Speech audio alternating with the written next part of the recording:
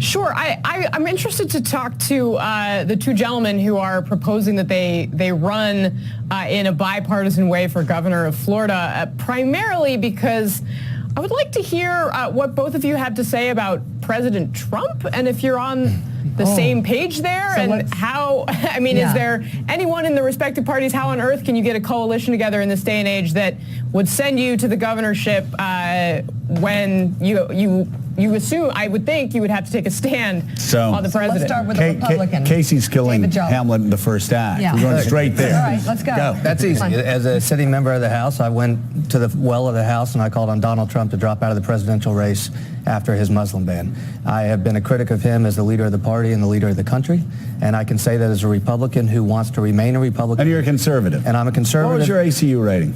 I have no idea. I know Heritage was in the 30s, but I don't know. Look, I represented an Obama-leaning district, and I was a Republican who talked about marriage equality and climate change and gun control and all these other issues. Not to adopt the Democrats' position, but to say you can be a Republican that approaches traditional Democratic issues, offer solutions, and win. There is that. Okay. Well, as a moderate, fiscally responsible Democrat, I want this president to succeed, like all of us. However, watching what's happened with him, it's pretty obvious that that's not working out for our country. And on the heels of this last conversation, what do Democrats want? Where are they going? Where's the country going? When you look at what's happened recently, President Obama ran on a message of change, and he won. Right? Then President Trump ran on this message of the outsider going to shake things up. He was the business guy, going to tear it up.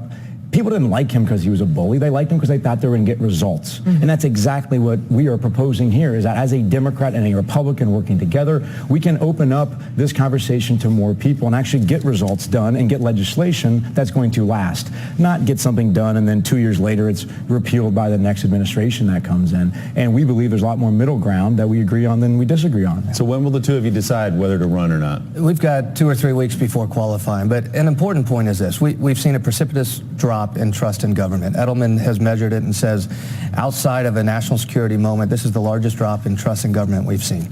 For solutions, too often we conflate being a moderate with being bipartisan, and they're two totally different things, right? Being moderate is an ideology. Being partisan suggests that everybody has a home. What we're talking about doing is creating a place where everybody has a voice, a ticket where everybody has a voice. If you're a progressive, a conservative, if you're down the middle, create a ticket where everybody has a home. 90% of the issues as a country, we agree on. So everybody needs access to health care, gun control, better teacher pay, protect the environment. Those aren't partisan. So it sounds like, for the most part, you guys are both consider yourselves economically conservative, socially moderate. Yes. True? Yeah, look, for him, but I mean, for the most part, I still have some very traditional conservative leanings, but what I know is that the dogma crushes all of us. Right. So let's create a place where everybody has a voice. Just real quick background, that we've spent the last year touring the country, basically talking about why Congress is broken. But it's not that they're all bad people or dumb or lazy necessarily. There are structural problems ripping us apart, right? The gerrymandering and the money and the lack of relationships and the cameras that are always on people that have become actors. And you all are running as independents? No, actually, running for theoretically. Patrick would be a Democratic nominee. I'd be a Republican running mate. Some have said they would sue us to try to kill bipartisanship. We've had parties and candidates suggest you can't do this. The Florida Code and the Constitution is silent on it. We have a legal opinion that says you can do it.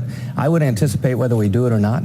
The Republican legislature in the spring actually tries to change the law. Good. So you can't do Good luck with that. The United States Supreme Court. Sue us. You talk about freedom of association. Steve. Clearly not aligned with the MAGA side of this. I'm just curious, either one of you, are you comfortable, would you be comfortable saying either one of you is part of the resistance?